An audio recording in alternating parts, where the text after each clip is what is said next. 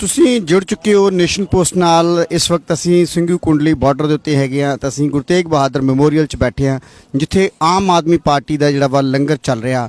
ਸੋ ਉੱਥੇ ਜੋ ਬਵਾਨਾ ਵਿਧਾਨ ਸਭਾ ਦੇ ਐਮਐਲਏ ਜਿਹੜੇ ਐਕਸ ਐਮਐਲਏ ਰਹੇ ਨੇ, ਸੋ ਆਓ ਗੱਲਬਾਤ ਕਰਦੇ ਉਹਨਾਂ ਨਾਲ। ਸੋ ਕਿਆ ਦਿੱਲੀ ਜਿਹੜੀ ਸਰਕਾਰ ਆ ਕਿਸਾਨਾਂ ਲਈ ਉਹ ਕੀ ਕਰ ਰਹੀ ਹੈ, ਤੇ ਜਿਹੜੀ ਮੋਦੀ ਸਰਕਾਰ ਹੈ ਸੋ ਉਹਦਾ ਕੀ ਰਵੱਈਆ, ਅੜੀਅਲ ਰਵੱਈਆ ਕਿਉਂ, ਉਹਨਾਂ ਨਾਲ ਗੱਲਬਾਤ ਕਰਦੇ ਆ। ਸੋ ਸਤਿ ਸ਼੍ਰੀ ਅਕਾਲ जी। सत श्रीकाल जी। सो आप बताएंगे कि दिल्ली सरकार ने जो अड़ियल रवैया अपनाया हुआ है, ये ऐसा क्यों हो रहा है? सरकार ने, केंद्र सरकार ने ये अड़ियल रवैया अपना रखा है। और आपने दिल्ली सरकार का जो नाम लिया, दिल्ली सरकार किसानों के हित में। मैं दिल्ली सरकार इसलिए क्योंकि लोगों के लिए जो सेंटर की सरकार है उसी को दिल्ली सरकार बोल देते हैं, इसलिए। अच्छा अच्छा अच्छा, हाँ ठीक मैं भी है। वैसे केंद्र सरकार है मोदी जी, जो कि किसानों के लिए आज एक ऐसी सोच उन्होंने बना ली है जो बच्चों से लेकर के बूढ़ों तक किसी को भा नहीं रहा। चाहे पूरे भारत के अंदर नहीं, पूरे विश्व के अंदर आज मोदी को हर कोई घृणा कर रहा है।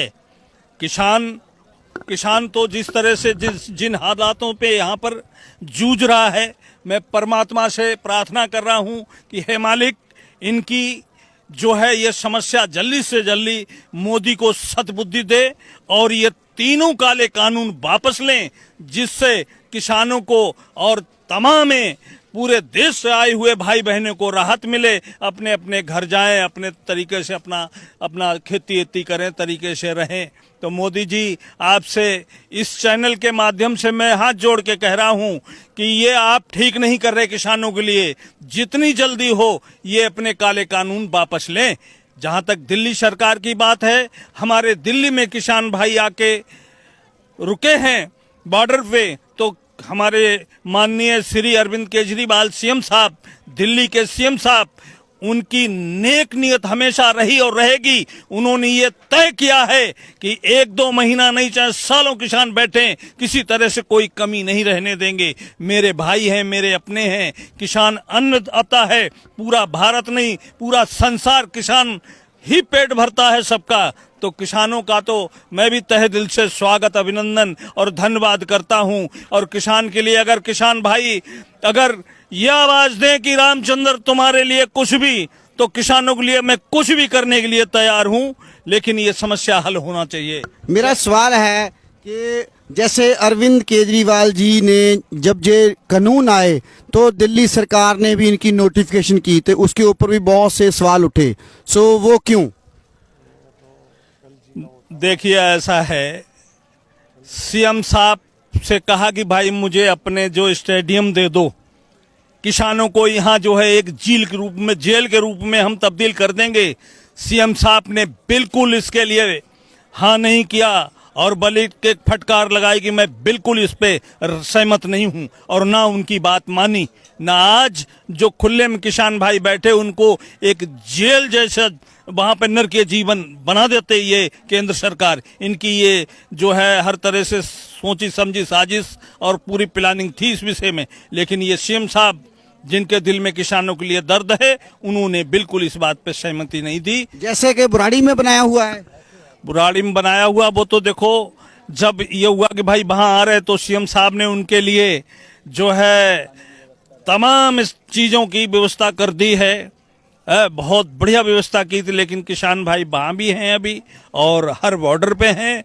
दिल्ली के चारों तरफ के बॉर्डरों पे किसान भाई बैठे हुए हैं, उनके साथ में उनके बड़े बूढ़े भी हैं, बच्चे भी हैं, जवान भी हैं। और उनका एक ही मानना है कि जब तक ये कानून वापस नहीं लेंगे हम यहां से नहीं हिलेंगे। और ये भी आवाज आ रही कि 26 जनवरी को इस बार अगर उससे पहले केंद्र सरकार ने ये फैसला वापस नहीं लिया तो आप देख लेना, ये किसान, ये पंजाब के शेर, ये जो है हरियाणा के शेर, उत्तर प्रदेश के शेर, राजस्थान के शेर, ये चुप नहीं बैठेंगे। इस बार देखना लाल किला पे किसान का एक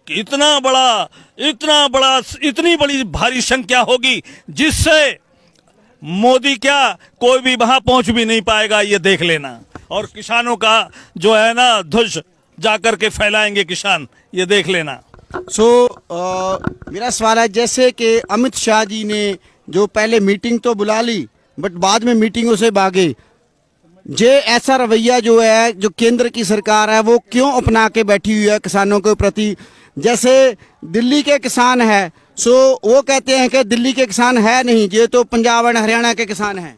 आपको एक बात बताएं सरदार जी, मेरे वीर, जैसे एक बिल्ली सामने बैठी हो और ये कोई चूहा आ जाए, लेकिन चूहा जो है कुछ करना चाहे लेकिन उसके डर से नहीं कर पाएगा। इसी तरह से अमित शाह जो है वो अडानी कौन है उसके उसमें भयभीत हैं, क्योंकि वहां उनका सौदा क्लियर है कि किसानों का जो है ये सब कुछ तहस नहस करना है, इसलिए वो कोई फैसला नहीं जल्दी आसानी से ले पा रहे हैं। सो दिल्ली के किसानों की जो फसल है वो MSP पे खरीदी जाती है।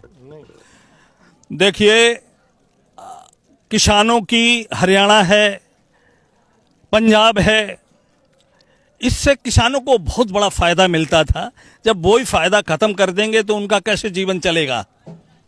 सो दिल्ली के जो अरविंद केजरीवाल जी ने बोला है कि मान लो जैसे पंजाब में भी अगर हमारी सरकार बनती है तो हम MSP के ऊपर ही खरीद करेंगे। सो दिल्ली में क्या उन्होंने ये व्यवस्था की हुई है?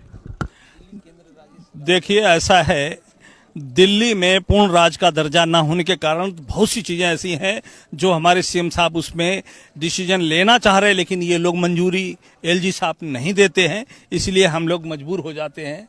अब पूर्ण राज सेंट्रल गवर्नमेंट के उसमें है, उनकी बगैर सहमति से कुछ काम ऐसे हैं जो दिल्ली में CM साहब नहीं कर पा रहे हैं, दिक्कत यहाँ पे आती है। पूर्ण राज्य की मांग भी की गई थी अरविंद केजरीवाल की जी की तरफ से, सो उसके ऊपर क्या बना? उसके ऊपर बस फाइलें चल रही, पर कहाँ वो गौर कर रहे हैं, बस अभी भी वही मतलब दलदल में फंसाए हुए हैं।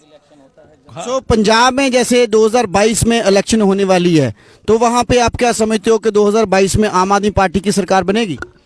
आम आदमी पार्टी पंजाब, हरियाणा और राजस्थान और UP, गोवा, उत्तराखंड, हर जगह हर विधानसभा से अपने कैंडिडेट लगाएंगे, और मुझे भरोसा है उस परमपिता पे, उस परमात्मा पे से, उस दिव्य शक्ति पे, और इन किस बड़े बूढ़े हमारे सम्मानीय किसान भाई जिनकी दुआएं CM साहब के साथ हैं।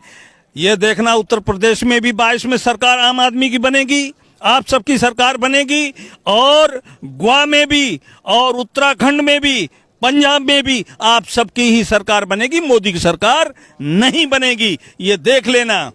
सो ये किसानी आंदोलन बीजेपी के पतन का कारण बन सकता है? ये तो निश्चित है, बन चुका है।